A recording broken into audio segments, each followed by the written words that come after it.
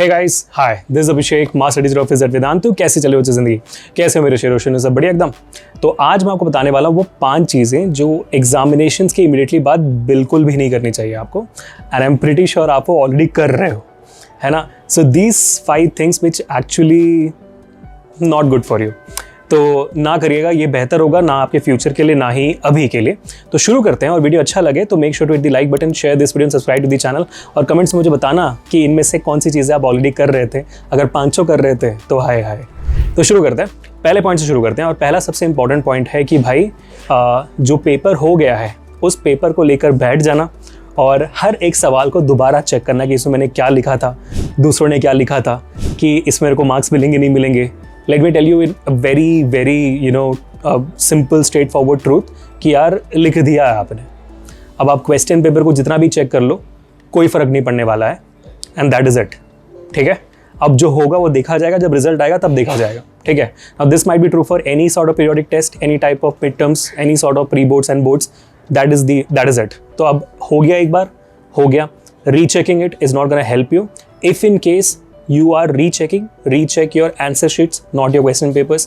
Answer sheet में जब check करते हो आप पेपर मिल जाने के बाद, ये देखिएगा कि भाई कहाँ पर आपके मार्क्स कटे हैं और इसमें कैसे इम्प्रूव करना है, सो दैट यू अंडरस्टैंड कि आपके वीकनेसेस क्या हैं और आपके स्कोप ऑफ इम्प्रूवमेंट्स वाले रीजन्स कौन से हैं और कहाँ पर आप बहुत स्ट्रॉन्ग हो, ताकि वहाँ पर थोड़ा ध्यान कम दो और जहाँ पर वीकनेसेस वहाँ पर आप ध्यान अपना बढ़ा सको। ठीक है, this point number 1। Point number 2, एक तो होता है कि भाई अपना ही पेपर चेक करते जा रहे हो, दूसरा ये होता है दूसरों का पेपर चेक करते जा रहे हो। ये जो कंपैरिजन है ना, let's stop doing that. Let's stop comparing between you and your friends right now, क्योंकि it's extremely important for you to know कि यार आपके दोस्त के और आप दोनों की ब्रेन कैपेसिटी डिफरेंट है, लिखने का तरीका डिफरेंट है, कैपेबिलिटीज़ अलग हैं, टैलेंट्स अलग हैं, सब कुछ अलग है।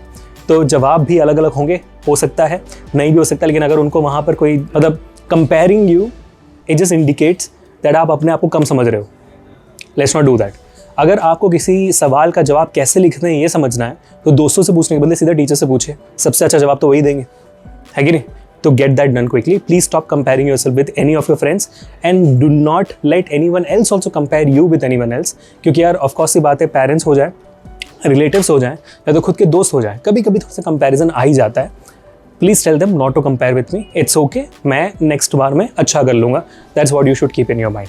ठीक है, अब बात करते हैं नंबर 3, जो और भी ज़्यादा इंपॉर्टेंट है, और वो ये है is maintaining your physical health. कभी कभी मार्क्स कम आ जाने की वजह से, तो पेपर ख़राब जाने की वजह से हम अपना वो जो एंगर है, वो जो डिप्रेशन है, वो अपने हेल्थ पे निकालते हैं। खाना नहीं खाना, पानी नहीं पीना, है ना, जब तक नेक्स्ट एग्जामिनेशन में मार्क्स नहीं आ जाएंगे मैं ये नहीं करूँगी, वो नहीं करूँगा, वो सारी सीन हो जाते हैं, नहीं सोना, सब कुछ हो जाता है। My request to all of you guys would be, please don't do that, है ना, क्योंकि इससे चीज़ें और बदतर ही होंगी। आपका हेल्थ ख़राब हो जाने से आपका मेंटल क्या कहते हैं कैपेबिलिटीज़ और अच्छा हो जाएगा, ऐसा कोई भी सीन नहीं है। The better you focus on your health, your mental health would be as good as your own physical health, है ना। तो इट्स एक्सट्रीमली इंपॉर्टेंट कि आप फोकस करो कि कैसे आप इन सब चीज़ों में ना पढ़कर प्रोडक्टिव चीज़ों पे ध्यान डालो, क्योंकि जो चीज़ हो गई है वो हो गई है। अब आगे आने वाले एग्जामिनेशन पे ध्यान देना है, प्री बोर्ड्स फोड़ना है, बोर्ड्स भी फोड़ना है, और अभी भी 4-5 महीने बाकी आपके बोर्ड एग्जामिनेशन के लिए, and things can change from top to bottom. So please sure that you focusing on your physical health as well. अब इसी से रिलेटेड एक चौथा पॉइंट जो इंपॉर्टेंट आता है कि जब भी एग्जामिनेशन खराब जाता है, हम अपने आप को आइसोलेट कर देते हैं, है ना, हम अपने आप को कमरे के अंदर बंद कर देते हैं। ये सारी चीज़ें ना करें।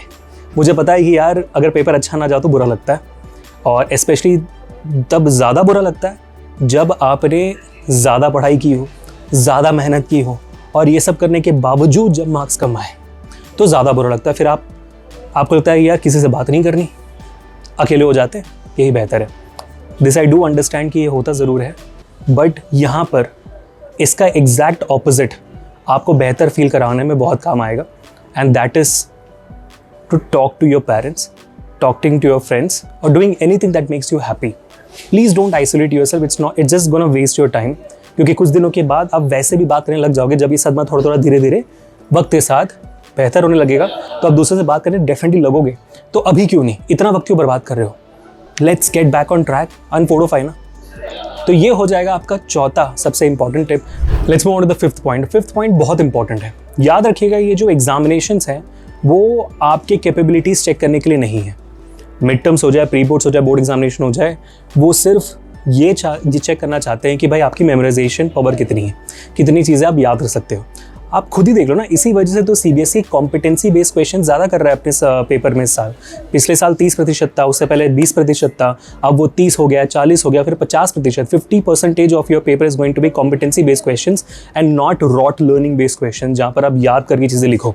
तो सीबीएसई भी यही चाहता है कि भाई साहब आप थोड़ा सा लॉजिकल दिमाग वाले बनो रादर देन मेमोरी दिमाग वाले, है ना। तो the papers apart from that happening in your schools, your mid terms and preboards are based on memory.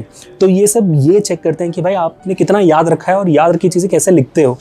Nothing more than that. This does not actually जज how you as a person are, how क्या कहते हैं कि भाई आपकी capabilities कितनी है, talent कितना है, ये सब कुछ जज नहीं करता है वो। So stop beating your self up for a मियर mid term examination, क्योंकि ज़िंदगी इसके आगे बहुत लंबी है, बहुत बड़ी है, और एग्जामिनेशंस क्या है, इसके बड़े बड़े चीज़ें आपकी ज़िंदगी में आपको फेस करनी है। So do not worry, just focus on your pre boards and your board examination and you'll do great. तो मुझे बताना कमेंट सेक्शन में कि इन 5 चीज़ों में कौन सी चीज़ें आप कर रहे थे already, and also make sure to hit the like button and share this video in case you enjoyed it, और सब्सक्राइब कर लेना चैनल को। तो मिलते हैं नेक्स्ट सेशन में, and I will be waiting to see and hear all of you guys in the comment sections. Yes people.